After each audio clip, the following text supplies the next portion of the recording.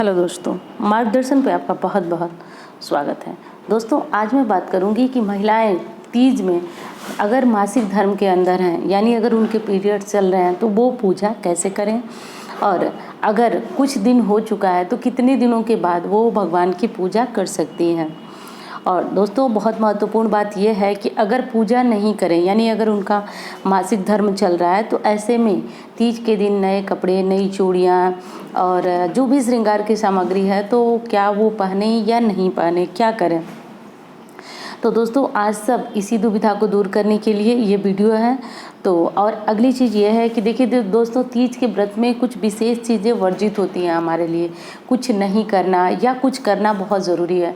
तो मैंने बताया आप लोगों को क्या क्या कैसे पूजा करना चाहिए, पर कुछ विशेष बातें हैं जो कि रह गई थी। तो इस वीडियो में है कि तीज के दिन ऐसा क्या करें और क्या नहीं करें। तो चलिए दोस्तों, देख लेते हैं कि तीज के दिन अगर आप भी मासिक धर्म में हैं तो पूजा कैसे करें। तो दोस्तों देखिए, तीज में तो तीज या कोई भी व्रत त्यौहार हुआ तो आपको पता है कि हमारा जब मासिक धर्म चल रहा होता है तो उस स्थिति में हम पूजा पाठ नहीं करते हैं। ऐसा हमारे शास्त्र वर्जित मानते हैं और हमारे शरीर को जो है उस समय अशुद्ध माना जाता है, और अशुद्धि की अवस्था में हम किसी पूजा पाठ में शामिल नहीं हो सकते हैं। दोस्तों, यही सही है और यही हकीकत है। आप चाहें तो मानसिक पूजा पाठ कर सकते हैं। मानसिक पूजा पाठ का अर्थ दोस्तों कि आंखें बंद करके आप भगवान का ध्यान करें और मुंह से आवाज़ न आए, ऐसे में आप भगवान का नाम लें, तो इस तरह से आप कर सकते हैं। बाकी अगर आपकी बहुत ज़्यादा श्रद्धा है, इच्छा है, तो आप कोई धार्मिक भजन मंत्र बजा करके सुन सकते हैं। इन चीज़ों को गाए नहीं, आप अपने मुँह से सुन सकते हैं। तो इस तरह से करें। अब बात यह आती है कि मासिक धर्म में है तो पूजा कैसे करें। तो दोस्तों, कभी भी चाहे कोई बड़ा त्यौहार हो या छोटा त्यौहार हो, जब भी आप पूजा करें तो मासिक धर्म में कम से कम 7वें दिन आप पूजा करें।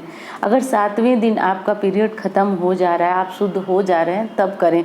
कई बहनों को बहुत ज़्यादा टाइम तक चलता है, तो जिस समय वो शुद्ध हो रही हैं, यानी जिस समय उनका मासिक धर्म बंद हो रहा है, कम से कम 1 या 2 दिनों के बाद वो बाल धो करके साफ शुद्ध हो जाएं और उसके बाद पूजा करें।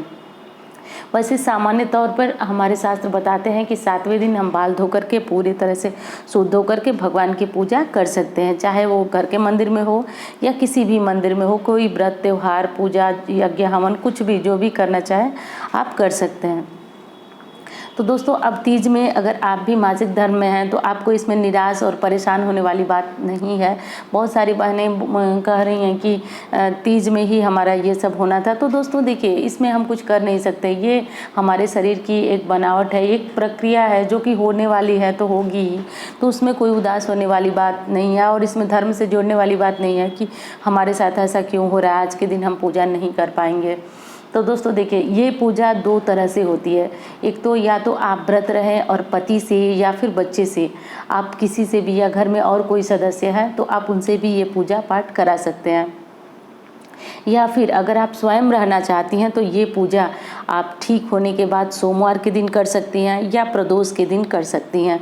तो ये पूजा आप कर सकती हैं। बस पूजा करने में उस दिन, यानी अगर आप तीज के दिन किसी से करा दे रही हैं तो बहुत अच्छी बात है। बस अगर आप तीज के दिन नहीं करवा पा रही हैं तो आप सोमवार को बिल्कुल उसी विधि से, जैसे आप हरितालिका तीज की पूजा करती हैं, उसी तरह से आप निर्जला व्रत रहेंगी। और व्रत रहने के बाद आपको शाम तक पानी नहीं पीना है, और शाम की जैसे पूजा प्रदोष काल में होती है वो संकल्प आप लेती है, मतलब सब कुछ उसी विधि से आप करेंगी।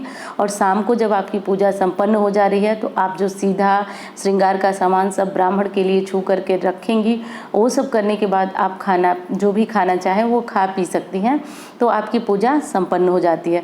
तो दोस्तों, प्रायः लोग ये चीज़ें थोड़ी सी बड़ी हो जाती हैं क्योंकि वो उन्हें फिर लगभग शाम तक का व्रत रखना पड़ता है। तो लोग यही अच्छा और उचित मानते हैं अपनी सुविधा के अनुसार कि वो अपने पति से या बच्चे से या अपनी सास से, माँ से, जिससे भी हो, वो हरतालिका तीज के दिन ही पूजा करवा देते हैं। उन्हीं के साथ अपनी सामग्री वगैरह सब रख देते हैं और उन्हीं से पूजा करा देते हैं। तो ये इस तरह से भी आपकी पूजा संपन्न हो जाती है। और उसमें बिल्कुल भी अपने मन में किसी प्रकार की ग्लानि न रखें, किसी प्रकार का तकलीफ़ न रखें कि आप ये व्रत की पूजा नहीं कर पा रही हैं।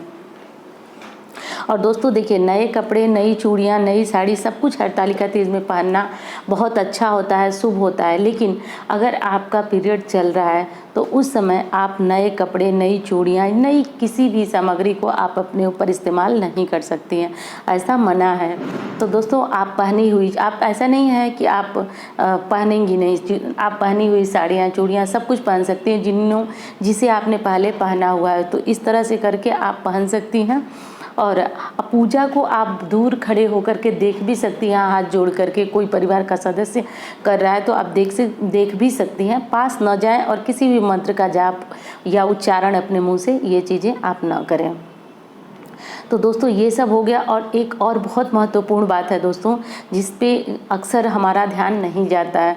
तो दोस्तों देखिए, व्रत के दिन, मैं फिर कह रही हूँ दोस्तों, ये बहुत महत्वपूर्ण चीज़ है। व्रत के दिन देखिए हमारा निर्जला व्रत होता है और हमारे शरीर में एक सकारात्मक ऊर्जा का संचार होता है। अब देखिए, हम लोग आज के दिन ही क्यों किसी मंत्र को जप करने के लिए बताते हैं, अपनी सुख शांति के लिए, और क्यों बताते हैं आपसे कि आज के दिन ही कोई उपाय करने पे वो विशेष फलीभूत होता है। तो दोस्तों इसी तरह आज के दिन क्रोध बिल्कुल नहीं करना चाहिए। ऐसे होता क्या है कि अगर हम बिना पानी के व्रत रखते हैं तो हमें गुस्सा ज़्यादा आता है, चिड़चिड़ापन होता है। और ख़ास तौर से वो बहनें जिनके बच्चे बहुत छोटे हैं तो उनको बच्चों पे गुस्सा आता है और क्रोध में वो कुछ ना कुछ बच्चों को अपशब्द बोल देती हैं। तो दोस्तों फिर बता रही हूँ आपको कि आज का दिन जो है काफ़ी विशेष होता है। जब आज के दिन आप किसी मंत्र को जपते हैं तो वो सिद्ध हो जाता है, क्योंकि आज का दिन ही स्वयं में सिद्ध होता है। तो अगर ऐसे में किसी को अपशब्द, गाली या किसी प्रकार के बच्चे को अपशब्द बोलना, तो ये सारी चीज़ें बच्चे को नुकसान देती हैं। तो आज के दिन अगर आप कुछ कर सकती हैं तो अपने बच्चों को आशीर्वाद प्रदान करें, क्योंकि आज के दिन आप जो निर्जला व्रत रखी हैं उससे आपके अंदर जो है सकारात्मक ऊर्जा का संचार होता है। तो आप आज के दिन इस ऊर्जा को बेकार न जाने दें और क्रोध बिल्कुल न करें। दोस्तों क्रोध करने से हमारा व्रत जो है हमें दिखता नहीं है, पर वो व्रत जो है हमारा खंडित हो जाता है, क्योंकि जो सकारात्मक ऊर्जा हमने अपने अंदर समाहित करके उन ऊर्जा से हम अपने भाग्योदय कर सकते हैं, वो चीज़ें हमने पहले ही बेकार कर दिया। तो इन चीज़ों का आपको बहुत ज़्यादा ध्यान रखना है। अब अगली चीज़ है दोस्तों, देखिए बड़ों का अपमान नहीं करना। बड़ों का मतलब कि घर में सास ससुर या जो भी हमसे बड़े हैं, तो पूजा के बाद जब हमारी शाम की पूजा हो जाती है तो हम उनका पैर जरूर छुएंगे, पति का भी पैर जरूर छुएंगे।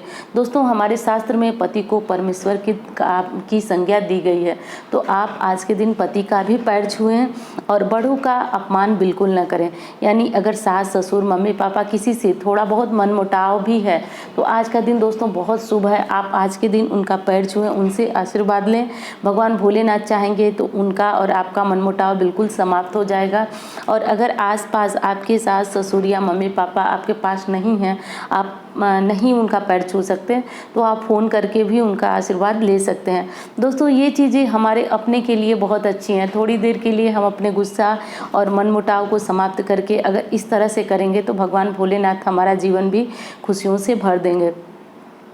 दोस्तों ऋषि मार्कंडेय, एक बात मुझे याद आ रही है, बहुत छोटी सी बात है।